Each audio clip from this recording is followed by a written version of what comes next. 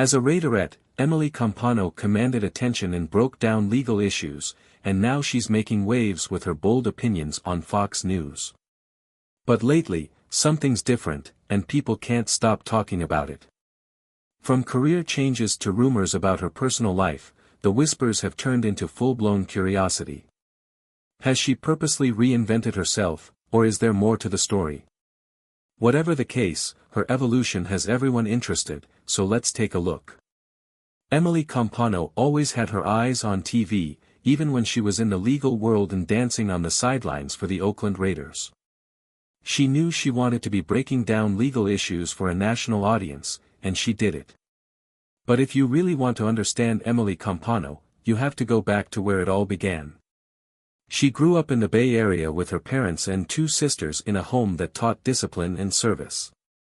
Her father, a U.S. Navy commander and pathologist at the Armed Forces Institute of Pathology, ran a home where structure was key. Chores weren't just expected, they were a way of life. A spotless room wasn't a preference, it was a requirement. With a strong family history of military service, it's no surprise that supporting veterans became a cause close to her heart. But before all that legal talk and TV appearances, little Emily was on stage. At just 3 years old, she stepped into the world of ballet.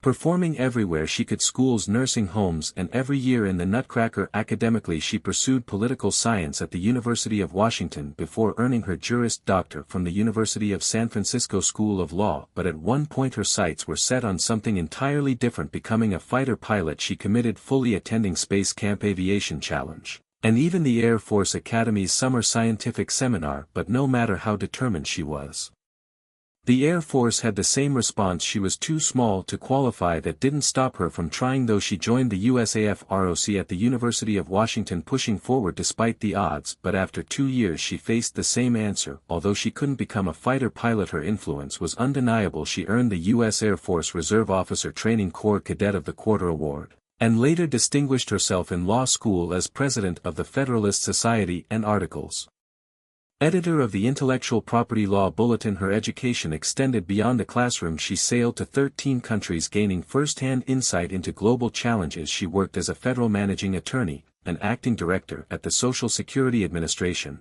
and in private practice right after law school. But while she was building her legal career, she still found time for something else. She loved cheering on the Raiders football fans. If you were around when the Raiders were still in Oakland, you might remember seeing her on the sidelines in the late 2000s. But here's the thing, she didn't even try out to be a Raiderette until she was already a law. Being a cheerleader wasn't a full-time gig, but the commitment was real. She kept her two worlds separate. Two legal colleagues were shocked and they found out she was a Raiderette, and football fans were just as surprised to learn she was a lawyer. But make no mistake, she wasn't in it for the money. Cheerleading for the Raiders was a long-time dream, a way to combine her love for dance and performance while continuing her legal career. Her commitment was driven by passion, and that dedication led her to become squad captain before finishing her time as a Raiderette and being an NFL cheerleader. That opened even more doors. She became an NFL ambassador, traveling to China to promote the league, and in 2009 she was one of 5 cheerleaders chosen to visit U.S. troops stationed in the Middle East. She spent 2 weeks in Kuwait and Iraq, bringing a piece of home to the soldiers who were so far away. That trip left a lasting impact on her. She saw firsthand how young and isolated the troops were, many of them having joined out of necessity rather than choice. Some came from difficult backgrounds with few options beyond enlistment. But for those 2 weeks she and her fellow cheerleaders offered them something different: a moment of escape, a connection to home, and a reminder that they weren't forgotten. Emily Compagno might be on TV all the time, but when it comes to her personal life, she plays things close to the chest. For the longest time she stayed off social media completely. Even now, after finally joining Instagram, she still won't touch Facebook. She's careful about what she shares, so if she doesn't put it out there herself, good luck trying to find out much, especially when it comes to her relationships. But here's what's known. Back in 2017, Emily Compagno married Pete Riley, a real estate agent and broker based in Vancouver, Washington, with Berkshire Hathaway Home Services Northwest Real Estate. While Riley is professionally rooted in the Pacific Northwest, there are strong indications of his ties to California. The connection: he and Compagno have a long history dating back to their teenage years. Given that she was born and raised in California, it's likely that's where their paths first crossed, but they didn't just fall for each other as kids. It took years before fate decided to step in. According to the U.S. Sun, they reconnected by pure chance, bumping into each other on a sidewalk in Seattle, and from that moment it was like something clicked. When it came time to make things official, they went all out. According to the Sun, the couple got married at Hotel Villa Simbran on Italy's Amalfi Coast. The only people there, them and their photographers Tree and Joss Woodsmith. Compagno had written in a magazine feature, one that's no longer online, that they wanted the day to be just about them. No distractions, just love and a lifelong promise. The location wasn't random either, it was a nod to her family's southern Italian roots, and with breathtaking views and incredible food there.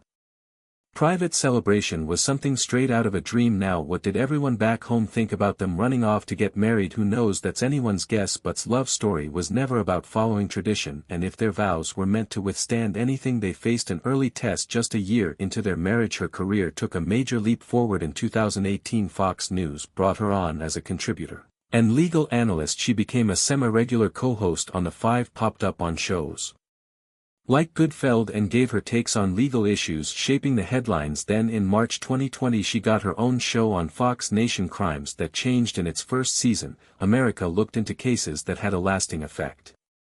By January 2021, she had secured an even bigger part as co-host of She was outnumbered by Harris Faulkner and Kay McKinney, but once she was in the chair, she made one thing clear: she had always been about pursuing her passion while taking advantage of an opportunity. This way of thinking had served her well in the past, like when she unexpectedly became a cheerleader for the Oakland Raiders while working as a criminal defense lawyer at a firm full of former professional athletes and coaches handling high-profile cases. She did well in both fields, balancing the demands of law and professional sports, and that experience led to even bigger opportunities. As an NFL ambassador, she made TV appearances and built her media presence. These connections helped her get the job that put her in the national spotlight as a legal analyst on America's top conservative news network. But not everything she said on TV was well received. In December 2021, Emily Compagno did something crazy that left her Fox News co-host speechless. She praised the fact that Better.com CEO Vishal Garg fired more than 900 workers, about 15% of his Indian and American staff, because of Zoom. Lisa Kennedy Montgomery wasn't afraid to say that Garg's impersonal approach was lacking in class and that he probably wasn't easy to work for. Compagno, on the other hand, was very enthusiastic, almost like when she was a cheerleader. She openly supported the layoffs and said that they were completely justified, as reported by the Daily Beast. She went even further, saying that those 900 employees only worked 2 hours a day even though they were paid for 8. In her mind, they were stealing from the company and Garg was just holding them accountable. She said she loved that he stayed safe while firing them and made it clear that their theft wouldn't be tolerated anymore. She didn't stop there. She called the fired employees snowflakes with no work ethic and made sure to let her feelings be known. Friends of Goodfeld know that she fully supported the decision. As you might expect, a lot of people didn't like her lack of empathy, and she got a lot of backlash. But that wasn't the only time she caused anger. During a discussion on women's rights in America on Goodfeld, she said that pregnant women in Kenya weren't allowed to leave their homes, which meant they didn't really have the right to vote. A lot of African news outlets quickly tried to clear the air. For example, Jeffrey Lutter of Kenyans. Company Key pointed out that the Independent Electoral and Boundaries Commission said that pregnant women, the old and